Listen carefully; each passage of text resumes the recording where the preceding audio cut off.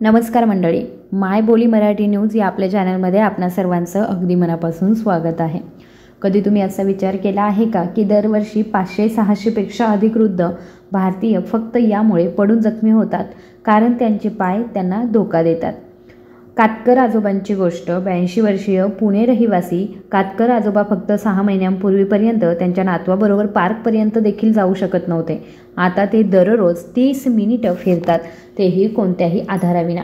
त्यांनी काय केलं तेच मी आजच्या व्हिडिओमध्ये तुम्हाला सांगण्याचा प्रयत्न करते। जसजसं वय वाढतं तसतसं पायांची ताकद ही फक्त चालण्यापुरती नसते, ती आपल्या स्वातंत्र्याशी, आत्मविश्वासाशी आणि स्वतःच्या अटींवर जगण्याच्या क्षमतेशी जोडलेली असते। पण बरेचसे वृद्ध हे जाणतात की त्यांचे पाय पूर्वीसारखे मजबूत राहिलेले नाहीत। पायऱ्या चढणं, जास्त वेळ उभं राहणं किंवा थोडं जोरात चालणं आता तितकं सोपं वाटत नाही आणि रोज जसं तुम्ही वाट पाहता तुमचे पाय आणखीनच कमजोर होत जातात। पण विचार करा, जर मी तुम्हाला असं सांगितलं की एक सोपा नैसर्गिक उपाय आहे ज्यामुळे तुम्ही तुमचे पाय अनेक वर्षांपर्यंत मजबूत ठेवू शकता। आजच्या या व्हिडिओमध्ये आपण अशा 6 अत्यंत गरजेच्या विटॅमिन्सबद्दल बोलणार आहोत जे वृद्धांच्या पायांची ताकद, समतोल, लवचिकता टिकवून ठेवण्यासाठी मदत करतात। हे पोषक तत्व फक्त स्नायूंना बळकट करत नाही, तर रक्ताभिसरण सुधारतात, सूज कमी करतात आणि शरीराची हालचाल सुधारतात। आधुनिक वैद्यकीय विज्ञान आणि आपलं प्राचीन आयुर्वेदीय ज्ञान दोघंही या पोषक तत्वांच्या महत्त्वाला मान्यता देतात। जर तुमचे पाय पटकन थकतात किंवा तुम्हाला ही भीती वाटत असेल की वयानुसार अशक्तपणा वाढतो आहे, तर हा व्हिडिओ प्लीज शेवटपर्यंत बघा। व्हिडिओच्या शेवटी तुम्हाला समजेल की कोणते विटॅमिन्स तुमचे पाय मजबूत करू शकतील, स्थिर करू शकतील आणि सक्रिय ठेवू शकतील। आणि सर्वात महत्त्वाचं म्हणजे तुम्हाला हे सुद्धा माहीत होईल की एक छोटासा उपाय जो आपण दैनंदिन केल्याने फक्त 1 चमचा रोज कसा तुमचे पाय वर्षानुवर्षे आरोग्यदायी आणि ताकदवान ठेवू शकतो। शेवटपर्यंत माझ्यासोबत राहा। शेवटचं विटॅमिन असं आहे जे बहुतेक लोक दुर्लक्षित करतात, पण तेच तुमच्या पायांची ताकद आणि सहनशक्ती यात खोलवर बदल घडवू शकतो। सुरू करण्यापूर्वी जर तुम्ही अजूनही मायबोली मराठी न्यूज या चॅनलला सबस्क्राईब केलं नसेल तर सबस्क्राईब करा आणि त्याचबरोबर बेल आयकॉनसुद्धा प्रेस करा, जेणेकरून आपला एकही व्हिडिओ मिस होणार नाही। आणि जर तुम्हाला हे व्हिडिओज आवडत असतील तर माहिती उपयुक्त आहे असं लिहायला अजिबात विसरू नका। आता आहे नंबर 1चे विटॅमिन, ते म्हणजे विटॅमिन डी। आता विटॅमिन डीची शक्ती नक्की काय असते? जसं वय वाढतं तसं पायांना मजबूत ठेवण्यासाठी सर्वात गरजेचं पोषक तत्व जे आहे ते म्हणजे विटॅमिन डी। हे शक्तिशाली विटॅमिन कॅल्शियम शोषून घेण्याचं, हाडं मजबूत करण्याचं आणि स्नायूंचं योग्य कार्य सुनिश्चित करण्याचं काम करतं। हे असं समजा, जर तुमची हाडं म्हणजे घराचा पाया असेल तर विटॅमिन डी हा तो सिमेंट आहे जो त्या पायाला मजबूत बनवतो। जर शरीरामध्ये विटॅमिन डीची कमतरता असेल तर स्नायू हळूहळू कमजोर होऊ लागतात, हाडं ठिसूळ होऊ लागतात आणि खुर्चीवरून उठण्यासारखं साधं एक कामही कठीण वाटू लागतं। आशालता मावशी आहेत, वय वर्ष 80 यांचा अनुभव आहे। विरारमध्ये राहणाऱ्या आशालता मावशी दर संध्याकाळी त्यांच्या महिला मंडळामध्ये जात असत, पण गेल्या काही महिन्यांपासून त्यांना असं जाणवू लागलं आहे की सामान्य चालतानाही त्यांचा श्वास फुलतो।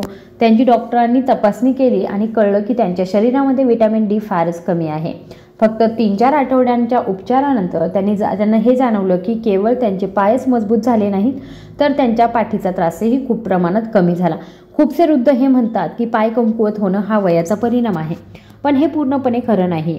अनेक वेळा हे फक्त एक संकेत असतो की आपल्या शरीराला हाडं आणि स्नायू बळकट ठेवण्यासाठी जितकं विटॅमिन डी पाहिजे तितकं मिळत नाही। वैज्ञानिक संशोधनातून हेही समोर आलं आहे की ज्या वृद्धांच्या शरीरामध्ये विटॅमिन डीची कमतरता असते त्यांना पडण्याचा आणि हाडं तुटण्याचा धोका अधिक असतो। जर तुम्हाला कधी असं जाणवलं असेल की चालताना अस्थिर वाटतं किंवा तुमचे पाय पूर्वीपेक्षा लवकर थकतात, तर हा एक इशारा असू शकतो की तुमच्या शरीराला विटॅमिन डीची गरज आहे। दिवसाच्या शेवटी तुमच्या पायांमध्ये दुखतं का? विश्रांती घेत असतानाही स्नायूंमध्ये गोळे येतात का? जर हो, तर हे संकेत असू शकतात की शरीरामध्ये या आवश्यक विटॅमिनची कमतरता होत आहे। आता प्रश्न उभा राहतो, विटॅमिन डी नक्की कुठून मिळतं? सर्वात उत्तम आणि नैसर्गिक स्रोत आहे सूर्यप्रकाश। रोज फक्त 15 ते 20 मिनिटं उन्हामध्ये बसणं तुमच्या शरीराला हे विटॅमिन तयार करण्यात मदत करतं। हे आपल्या दिनचर्येमध्ये कसं समाविष्ट करावं? सकाळी 8 ते 10 या वेळेमध्ये जेव्हा सूर्यप्रकाश मध्यम असतो तेव्हा आपल्या बाल्कनीमध्ये किंवा अंगणामध्ये बसून चहा प्या किंवा वर्तमानपत्र वाचा, इतकं पुरेसं आहे। पण वय वाढल्यावर आपल्या त्वचेची क्षमता कमी होते, ज्यामुळे वृद्धांना सूर्यप्रकाशाव्यतिरिक्त आहारातूनही याची भरपाई करावी लागते। सॅल्मन आणि मॅक्रल सारखे मासे, फोर्टिफाईड दूध आणि अंडी हे सर्व चांगले स्रोत आहेत.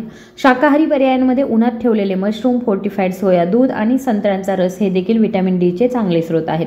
पण जी गोष्ट सर्वात सोपी आणि परिणामकारक आहे ती म्हणजे दररोज 1 चमचा कॉड लिव्हर ऑइल म्हणजे माशांचं तेल, फक्त 1 चमचा आणि तुमची व्हिटॅमिन डीची गरज पूर्ण होते. हा एक छोटासा सराव तुमचे पाय अनेक वर्षांपर्यंत मजबूत, स्थिर आणि शक्तिशाली ठेवू शकतो.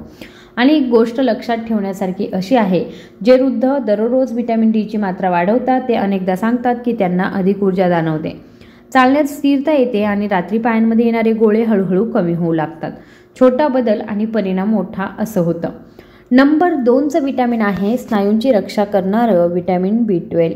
कधी तुम्हाला हे जाणवलं आहे का की तुमचे पाय पूर्वीपेक्षा लवकर थकतात?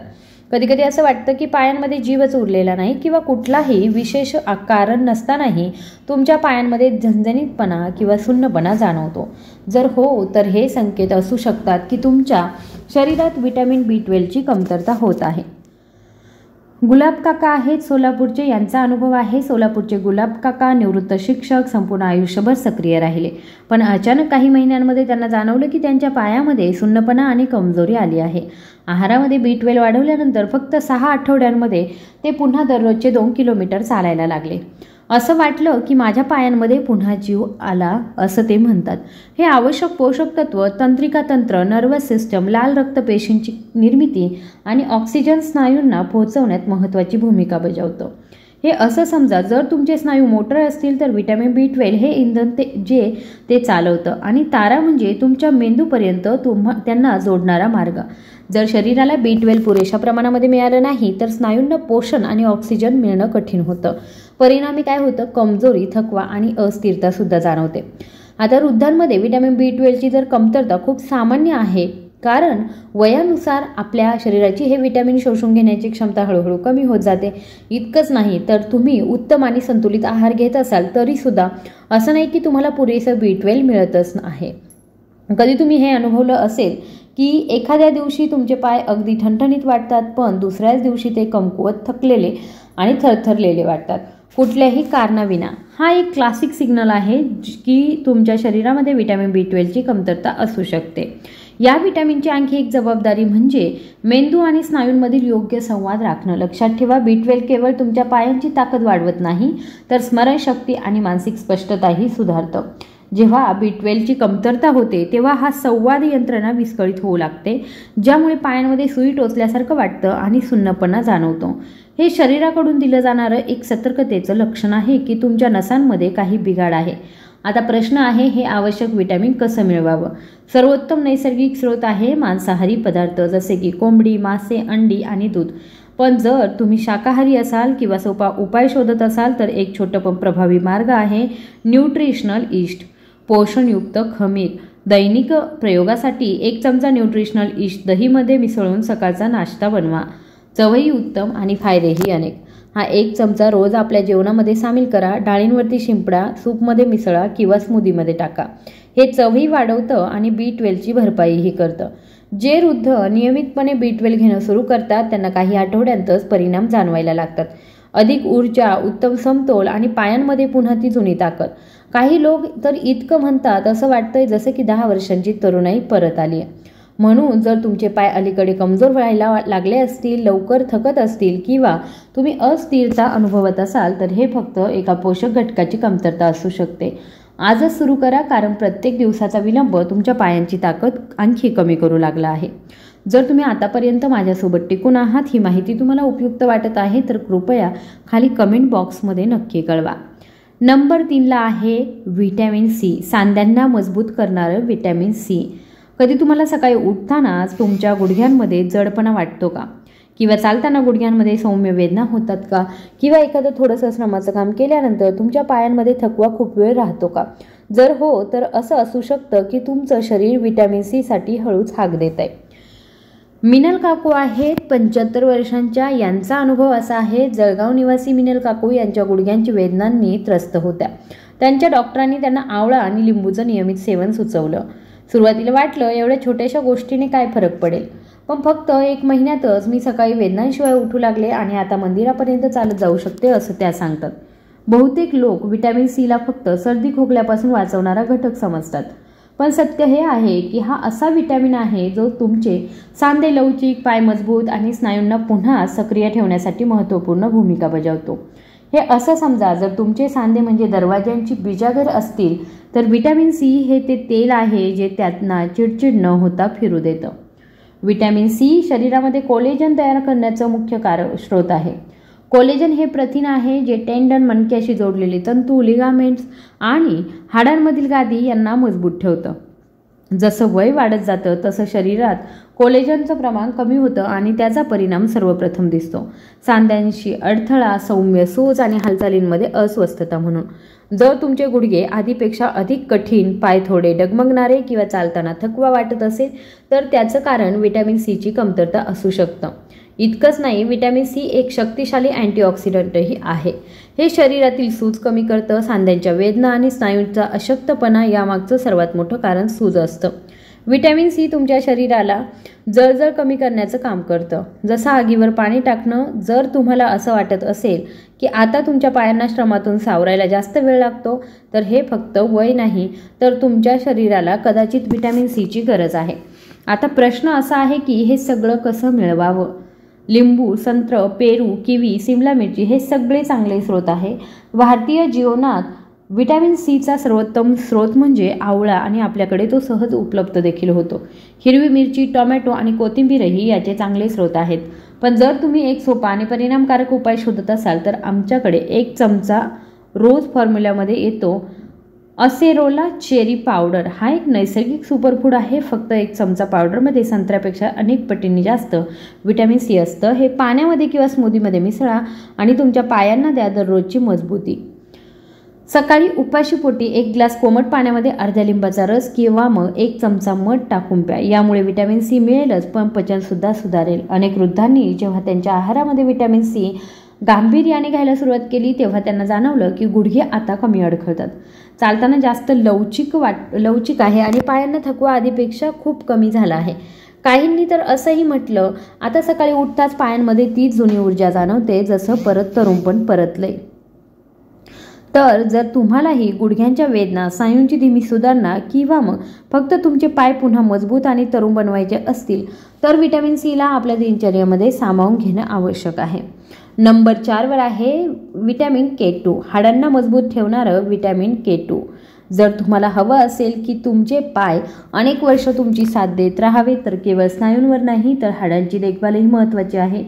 आणि हीच ती जागा आहे जिथं व्हिटॅमिन K2 येतं. कुलकर्णी सर आहेत, वय वर्ष आहे 77. यांचा अनुभव. सोलापूरचे कुलकर्णी सर मागील 2 वर्षांपासून प्रत्येक 6 महिन्याला कुठे ना कुठे पडत होते. एकदा तर त्यांना हॉस्पिटलमध्येही जावं लागलं. एका आयुर्वेदिक डॉक्टरांनी त्यांना देशी गाईच्या तुपाचं नियमित सेवन करण्याचा सल्ला दिला. आज 6 महिने झाले, ना काही पडणं ना डगमगणं. माझी बायको तर म्हणते मी परत तरुण झालोय, असं ते हसत हसत सांगतात. अनेकदा दुर्लक्षित केलं जाणारं हे व्हिटॅमिन तुमच्या शरीरामध्ये कॅल्शियम योग्य ठिकाणी पोहोचवण्याचं, जसं की रक्तवाहिन्या किंवा सांधे या ठिकाणी नाही. हे असं समजा, व्हिटॅमिन K2 म्हणजे ट्रॅफिक पोलीस सारखा आहे जो कॅल्शियमला सांगतो तिथं नाही इथं जा.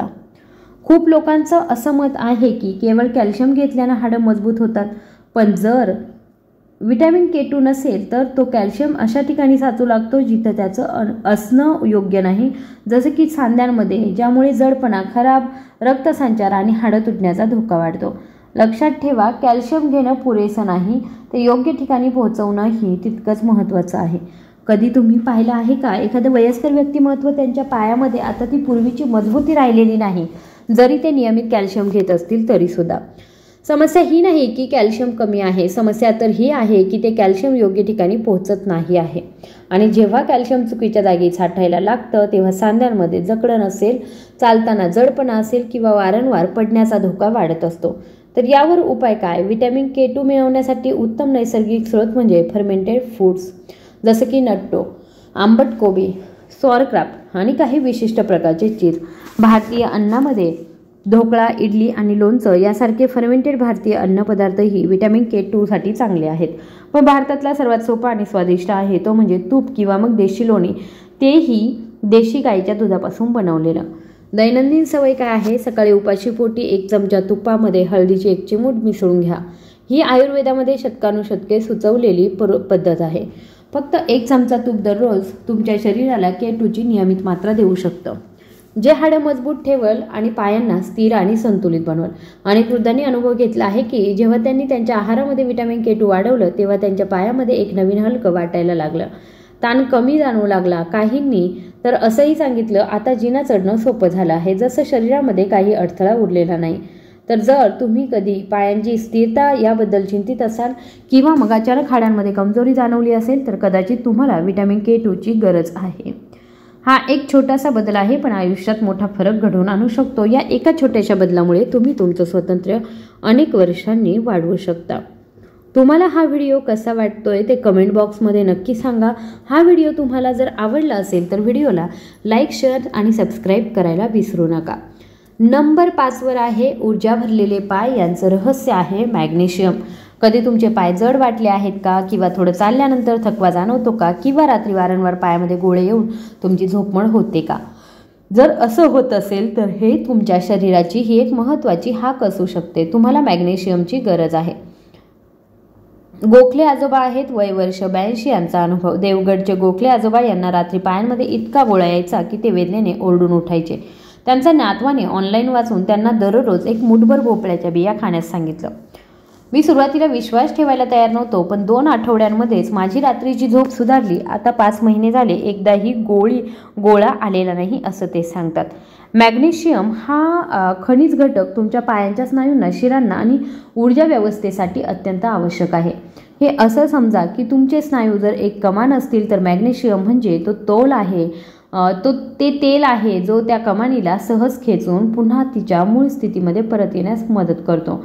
याच्या अभावामुळे पाय थोड्याशा मेहनतीत थकतात, रात्री अस्वस्थता वाटते आणि चालताना विचित्र अशक्तपणा जाणवतो, कुठलाही स्पष्ट कारण नसतानाही. मॅग्नेशियमला अनेकदा शांतता देणारे खनिज असं म्हटलं जातं, कारण ते स्नायूंना नीट आकुंचन आणि शिथिल होण्यास मदत करतं. जर याचे प्रमाण शरीरामध्ये कमी झाले तर स्नायू कडक आणि आकसलेले राहतात आणि म्हणूनच अचानक झोपेमध्ये गोळा किंवा मरोड येणं. मॅग्नेशियम हे तुमच्या शरीरासाठी झोप आणि विश्रांतीसाठी खूप महत्त्वाचं आहे. कधी पिंजरामध्ये जकडण जाणवली आहे का? किंवा जिने चढताना पाय जड झाले आहेत? हे शरीराचे संकेत आहेत.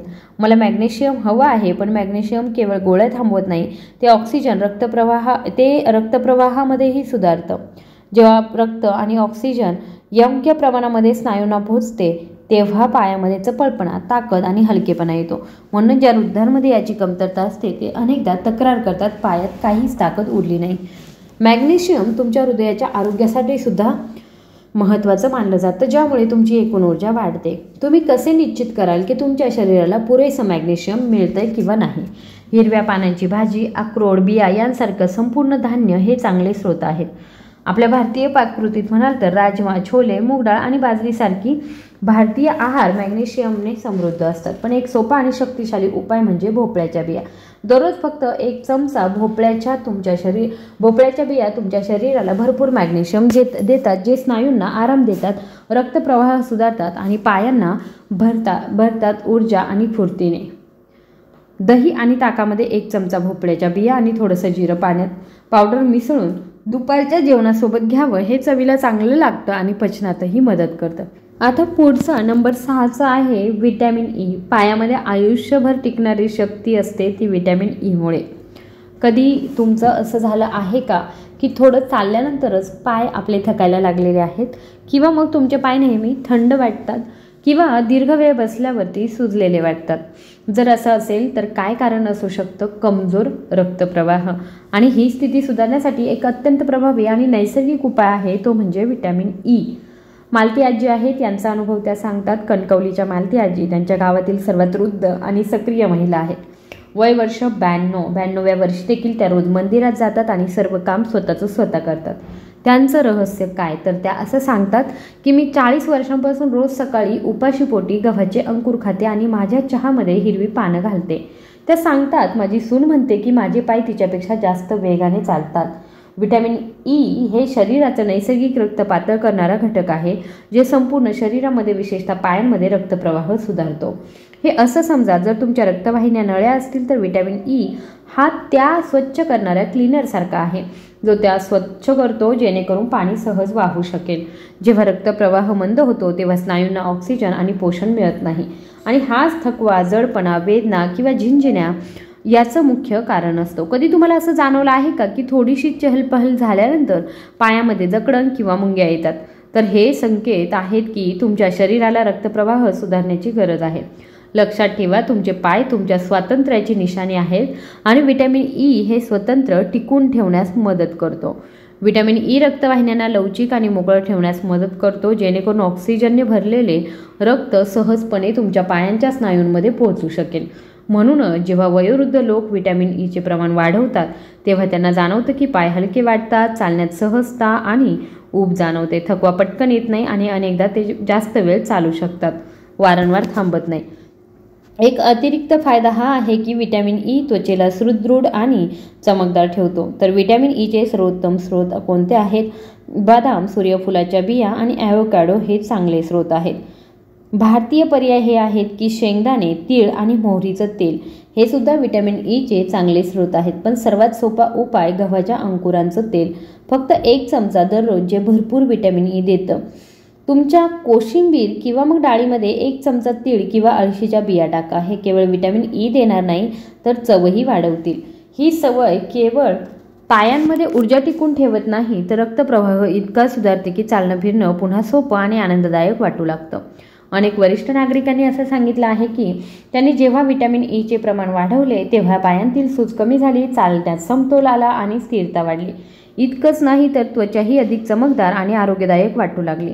कारण व्हिटॅमिन ई केवळ रक्तप्रवाह सुधारत नाही तर शरीराच्या पेशींचं रक्षण करतं आणि सूजसुद्धा कमी करतं, जी वाढत्या वयामध्ये येणाऱ्या सर्वसामान्य समस्यांपैकी एक आहे. जर तुमच्या पायांमध्ये अशक्तपणा, थकवा किंवा अस्थिरता जाणवत असेल तर व्हिटॅमिन ई कदाचित तो उत्तर असू शकतं ज्याचा तुम्ही शोध घेत आहात. आजपासून सुरुवात करा, कारण निरोगी पायाचं तुम्हाला स्वतंत्र आणि मुक्त आयुष्य जगण्यास मदत करू शकतो. जर हा व्हिडिओ तुम्हाला उपयुक्त वाटला असेल तर कृपया कमेंट बॉक्समध्ये व्हिडिओ उपयुक्त आहे हे लिहा. त्याचबरोबर तुम्ही अजूनही चॅनलला सबस्क्राईब केलं नसेल तर चॅनलला सबस्क्राईब करा. माय बोली मराठी न्यूज या चॅनलवरती असेच माहितीपूर्ण व्हिडिओ येत राहतील, त्यामुळे बेल आयकॉनसुद्धा प्रेस करा, जेणेकरून माझे जेव्हा पण व्हिडिओ येतील त्याचं नोटिफिकेशन तुम्हाला लगेच मिळेल आणि तुम्ही माझा व्हिडिओ लगेच बघू शकता. धन्यवाद.